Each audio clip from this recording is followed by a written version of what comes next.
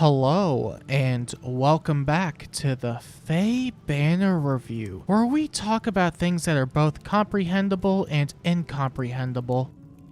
Just kidding, it's always incomprehensible. Today, we have a brand new desert banner based on Johanna and featuring a surprising lineup of characters. Genuinely, I am really shocked. Never mind, I left out Joshua. And as per tradition, I will be using this coveted line graph that may or may not be a line graph at the end of the day to rank the brand new desert banner. Today's ranking will be based on how many of these units are worse than Emblem Ike. And if you don't want Emblem Ike to grade Aether all over you, then make sure to subscribe to the channel so that you can avoid Great Aether. Yeah, that's a good idea. This one's mine! First up, we have Ike, and he's different from his other versions this time around. Instead of being an enemy phase axe infantry tank like his Brave version, or an enemy phase sword infantry tank like his legendary Fallen and Emblem versions, Desert Ike is a lance infantry who acts as an enemy phase tank. Also, I'm going to assume he's better than Emblem Ike because he's newer, but I should make sure. Let's see. Ike comes with Swirling Lance, which is a slaying lance with stats, true stats, even more true stats, damage reduction piercing, and grants visible bonuses to speed and defense, null panic, and a brand new rift and frozen bonus to himself and allies. He also has a brand new PRF special in Aether's Path, which is a 4 cooldown special that deals 75% of his speed or defense as extra damage, heals back 50% of his maximum HP, nullifies guard and deep wounds by 50%, has built-in Null Sea Disrupt, and has up to 50% extra special base damage reduction. Honestly, he just seems fine. Maybe a slight upgrade or a side grade to Tamara, but I don't know about much else. And look, I get it. No one wants to hear that about a unit they like, and this is Ike of all characters. People like Ike. You like Ike, right? Well, I bet you aren't a fan of this one. That extra bonus is pretty cool though. It's basically just Rift or Frozen as a bonus that can be spread around to allies. You could probably stack it with some other characters too, like Melody with her weapon, and Wyvern Rift in the B slot with this bonus, and the result of that would be pretty mediocre probably, because her res stinks. And in a strange but predictable turn of events, Ike comes with not just one brand new skill, but two. They really decided to make another Laguz friend because, yeah, we needed another one of those. Although this one is more catered to the faster units since it scales based on speed and makes doubling some units a lot easier, so that's pretty cool at least. Meanwhile, they just made a better Times Pulse 4 with Times Pulse Edge. It does the same thing as Times Pulse 4, but grants some attack and speed during combat. It's fine, I guess. It's just Times Pulse, but again, there's nothing much else to say about it. Go away. Actually, there was one last thing I forgot to mention about the new Ike. His special is not 5 paragraphs long like his Emblem version. That makes it worse, right? And other than that, that's about it for Ike. Ike is definitely tankier and more supportive than Tamara, but Tamara's damage output is most likely better, and she has innate bulwark and distant counter, so she can frontline better. Also, her special is cooler. Shameless plug, shameless plug, shameless plug. Go watch my Tamara video after this video. It's super cool. Link in the description and comments. Go watch it after. Next, there's Malice, and she was one of the last characters I expected to get anything besides a base version, but I don't mean that in a bad way at all. I'm glad they're willing to give out alts to more types of characters, honestly.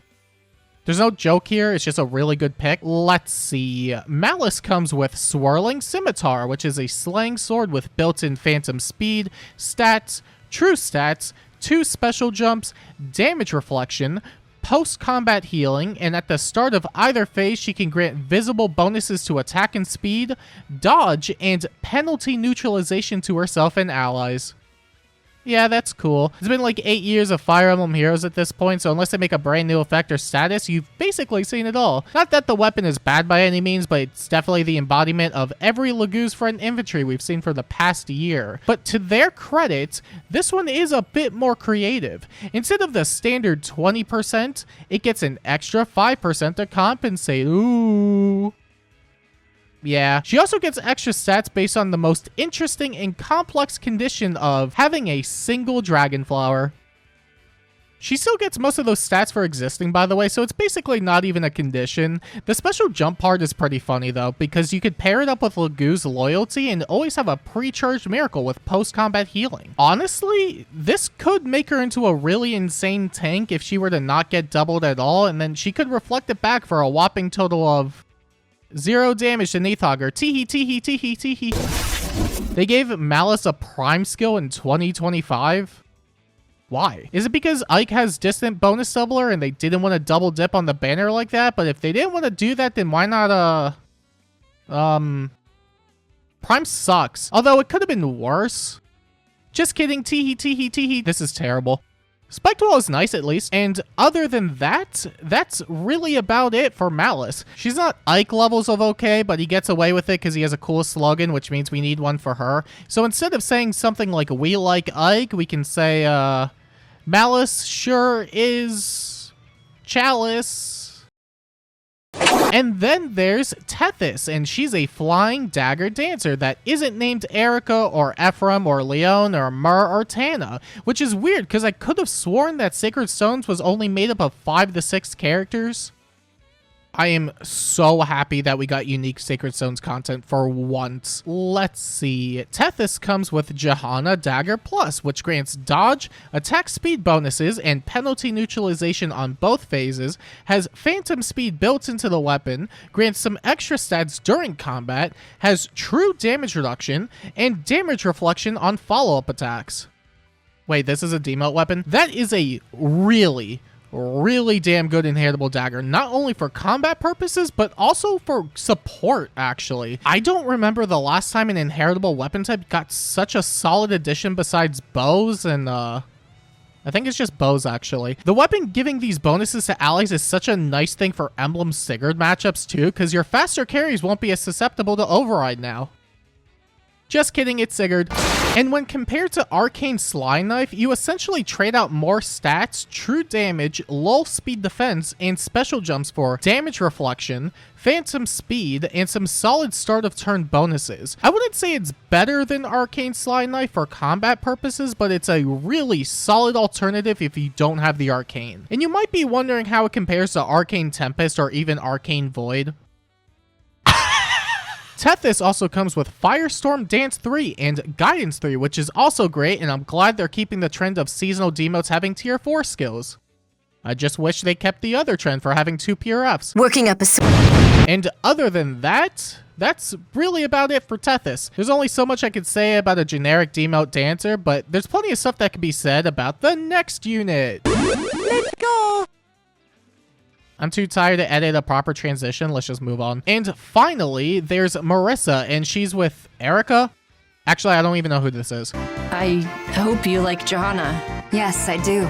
I genuinely thought it was Erica in the thumbnail, and I don't know if I'm the only one that made that connection. Let's go. I do not like that backpack. Biggest surprise. What the frick? Oh, it's That's Byleth. It's Byleth, yeah. Oh. Let's see. Marissa comes with Laconic Axe, which is a slaying Canto 2 axe that grants stats, true stats, even more true stats, null guard, after combat healing, stats to allies, and comes with a joint drive dual phase brave.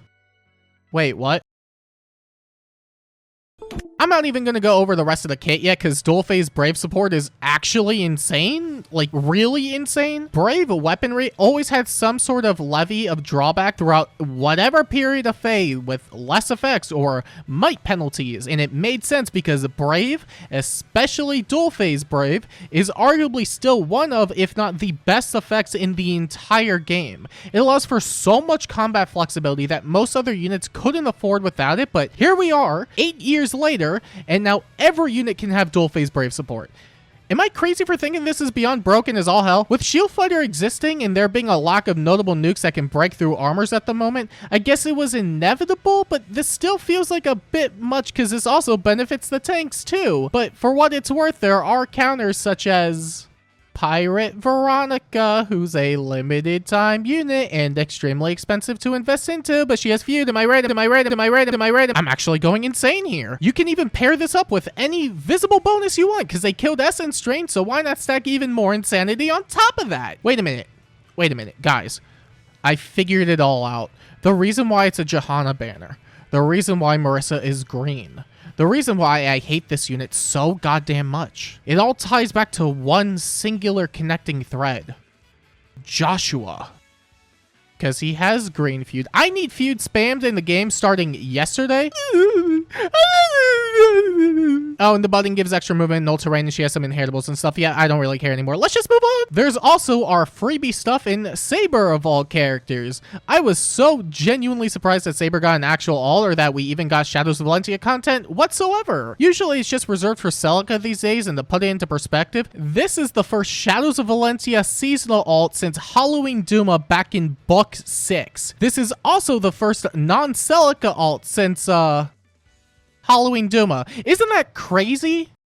There was a Meissen banner after the Duma stuff, but I wanted to see how much you would take my word at face value. Thank you for your unwavering trust. Much love. Oh, right. He also comes with a copy-paste version of the inheritable dagger, so yeah, that's pretty great. The seals are also pretty good, too. We got solid ground, which feels long overdue, and for a sacred seal, it's overall really solid ground. We also got threat and defense res, and do I have to comment on this seal? Oh, hey, look, shield +3. And now that we've gone over the brand new desert units, I think it's time we rank the banner on the line graph that may or may not be a line graph at the end of the day. And would you look at that? The brand new desert banner has earned a 7 out of 10 on the line graph. Another wonderful banner to add to the collection of Book 9's greatest lineups. If you ignore the outlier over there. And you may be wondering to yourself, blah, blah, blah, blah, blah, blah, blah, blah, blah, blah, blah. Let me try that again. Should you spend any orbs on the banner, even money in fact, maybe a bit of currency? Well, it might be worth it. Marissa is an extremely strong support and competent nuke herself, making her a really desirable unit for all sorts of game modes. Tethys, meanwhile, might be a generic dancer, but her inheritables are extremely strong, especially with the weapon that I'd imagine many units would want to use over what they might have currently. The other two units sure do exist. Just keep in mind we do have a mythic banner at the end of the month, and the New Year's banner is still up, which has a lot of great stuff on it already. The genealogy banner sure does exist. Hard to say if the mythic banner will be worth anything, but seasonal banners are always up for a month, so there's no real reason to summon immediately, TBH. To be H. To be quite H. Well, death isn't scary at all.